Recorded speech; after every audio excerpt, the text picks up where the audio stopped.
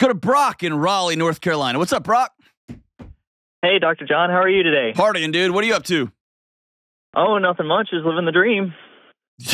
when you figure out how to teach that, let me know, because you're going to make $1 billion. Will do. Actually, I'm running a scam here at this podcast thing, so it's pretty awesome. It's awesome. So what's up, dude? Hey, well, first of all, thank you so much for taking my call.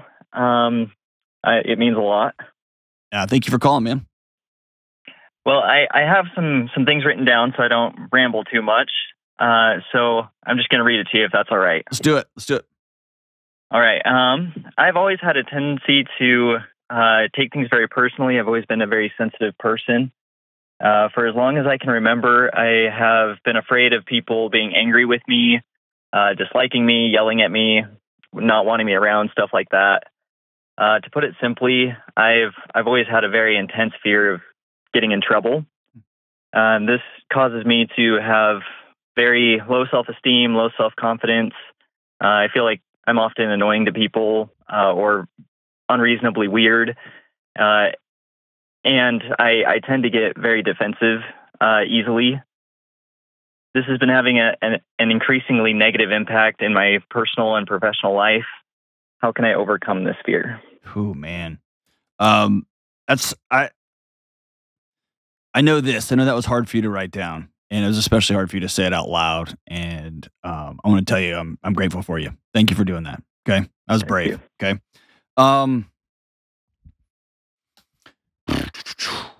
Trying to think where to start. Do you have any? I mean, you pull that drawstring all the way to when you're a little one. Did you have people watching over you like a hawk? I did, yeah. My dad was kind of, well, he was emotionally abusive towards my mom and my sister, and I've been told to me as well, though I don't remember anything. And so my mom was very, I think sometimes she may have overcompensated to make up for that. So your fear of stepping out of line 1 millimeter, your body's right. It's not lying to you.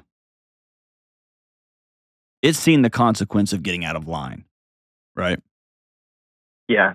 And it's seen the consequence of getting out of line from somebody who was supposed to look you in the eyes and put their hands on both sides of your face and tell you every single day of your life, God, I'm the luckiest person in the world that I get to be your mom or dad. Right? Yeah. So at the outset of this, I want to applaud your body for working properly. It knows what happens. It's seen it happen to a little kid, and it will be damned if it's going to happen to an adult. And so you are on high alert, tripwire alert for any sort of way that either you're out of line, right? You're a little bit off the center, or even more difficult, and I would say more maddening, is your body's highly tuned to other people thinking you might be off. Yeah. Because definitely. when you're a kid, if you're, I'm just going to make up something, you're pouring cereal, and you're 5, and you're learning how cereal works, right? And it all comes flying out of the box, you know, and you get 2 Cheerios on the counter. Big whoop. But if you grow up in certain households, somebody will get down close to your face and say, what kind of stupid, disgusting moron can't even pour cereal? And so you're not actually off center, but somebody else perceives you to be. Does that ring true a little bit? Yeah, definitely it does. Okay. So I want you to, at the beginning here, make peace with your body. It's doing its job.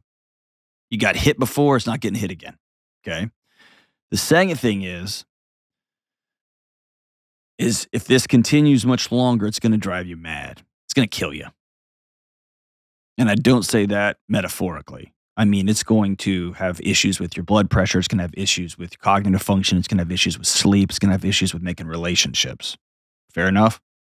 Yeah, definitely. Okay. So you hear me say this a lot on this show. This especially applies to you. The things that kept you safe as a kid are going to destroy your adult life. And so we just got to get a handle on them. Okay. And the thing we have to know about anxiety is the more we avoid something, the stronger that anxiety response becomes. because it means it's winning. It's doing its job. It's like, ooh, and I do this. He hides. Awesome. I'm going to do this louder, right? And so you've been doing it for so long. Now your boss sends you that email at 3:30 on a Friday. And it's like, hey, can you swing by my office? Boom. You're in full flight or flight because you're getting fired and that freaking boss can't believe. Am I right? Yeah, yep, 100%.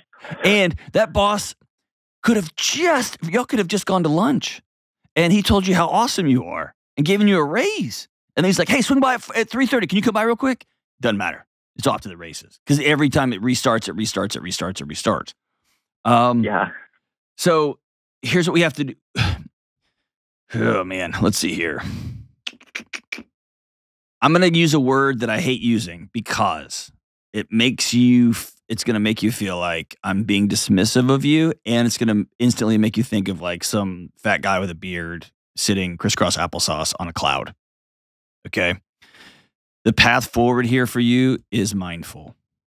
And I don't mean meditation, although that may help. What I mean about mindful is consciously catching your body when it spins up on you and asking yourself the question out loud, what am I afraid of right now? Okay. What is my body trying to keep me safe from? From him? Oh, I'm good. What is my body trying to keep from her?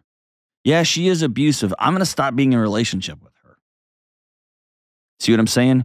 And what we're going to try to do is create a gap between, we're going to spend the rest of our lives trying to build a gap between that stimulus, our body gearing up for war, and what we actually do about it. I'm going to take a deep breath, drop my shoulders, and I'm going to consciously slow walk to my boss's office. I'm going to consciously do it. Even though my body's like, Ron, get down there right now. I'm going to consciously slow walk till I get there. And I'm going to sit down and say, how's it going, man? I'm going to feel my body the whole time trying to get anxious on me and keep telling myself, this guy's safe, this guy's safe, this guy's safe. Now, can I ask you a hard question? Yeah. Often people who grew up in a pressure cooker create secret lives. And they become extraordinary performers. Are there things in your life that, if they came to light, would be highly embarrassing, or get you fired, or be something that you would not want to explain? Yeah, I would say so. Okay. I would sit down with a counselor and go right into those. Okay. Because the other thing your body knows is if you're carrying, I call it an anxious life, but if you're carrying secrets that if they got out, it would be over, your body has a hyper invested interest in nobody finding out about those secrets. If you owe $100,000 in student loans and you have a boss that's calling you into office on Thursday, it knows if you do get fired, it's all she wrote. It's over. You're not going to eat. You're going to lose your house. You're going to lose your car. The government's going to garnish your wages and your Social Security. And when you get old, like all these things are going to happen, right? So if you don't owe anybody any money, that Friday phone call or that Friday email that you get and you swing by, like, oh, okay. If he fires me, that'll suck and I'll be mad and I'll have my feelings hurt and I sure like this job, but I'm not destitute. You see the difference there? Yeah, definitely. And so it's about creating a non-anxious life. And those things that if they came to light, you got to deal directly with those. Because I'm going to say initially they were an outgrowth of that childhood, but now they're choices that you're making. Is that fair? Yeah. Yeah. How hard are they going to be to deal with? I think some of them are going to be easier than others. Give me an example. Oh boy. Let me think. No, you just had two pop right into your head and then you tried to slough them off. Pick one of those. Well, I work from home 2 days a week, and I would say that it can be kind of hard to focus when I'm at home working. So you log in and you don't do anything? I get what I need to done, but I don't do much past that. Okay. Are you one of those quiet quitters? Well, I'm not sure. Don't. Okay, so what else? That's a light one. There's more. I would say that. Okay, well, there is a big one. I don't know how comfortable I'd be sharing it. Okay, that's fine. I had I just turned a manuscript in for a new book, and I had a chapter in it called "The Biology of Secrets." I ended up pulling out. I ended up cutting that chapter, but I need you to know, what you're carrying now will destroy you. Okay. Yeah.